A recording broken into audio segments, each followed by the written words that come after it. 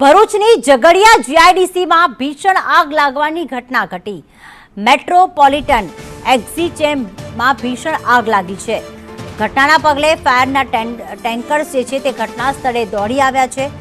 આગના ગોટે ગોટા દૂર દૂર સુધી જોવા મળ્યા તો ઘટનામાં 20 થી વધુ લોકો અહીં દાઝ્યા હોવાની માહિતી મળી રહી છે।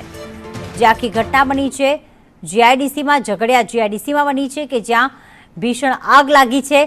આ 20 લોકો દાઝ્યા છે। એનો મતલબ એ છે કે જ્યારે આગ લાગી ત્યારે આ કંપનીમાં જે કામદારો છે તે કામ કરી રહ્યા હતા। હાલમાં તેમને સારવાર આપવામાં આવી રહી છે। જો કે ફાયર બ્રિગેડના ટેન્કર્સ ત્યાં પહોંચી ચૂક્યા છે અને આગ બુઝાવવાની કામગીરી કરવામાં આવી રહી છે। ભીષણ જે છે આગ લાગી છે। આકાશમાં ધુમાડાના ગોટે ગોટા પણ નજરે પડી રહ્યા છે। જો કે હજી આગ બુઝાવવામાં ફાયર બ્રિગેડને સફળતા નથી મળી, પરંતુ અંદર જે કામદારો હતા તે તમામને બહાર તો કાઢવામાં આવ્યા, પરંતુ 20 લોકો એમાંથી દાઝ્યા હોવાના અહેવાલ મળી રહ્યા છે।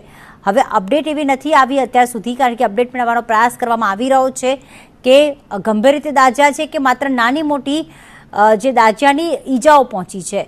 મેટ્રોપોલિટન એક્ઝિચેમમાં ભીષણ આગ લાગવાની ઘટના બની છે। એક વિડીયો પણ અમારી પાસે આવ્યો છે કે જેમાં ચોક્કસથી દેખાઈ શકે છે કે કેટલી ભીષણ આગ હતી।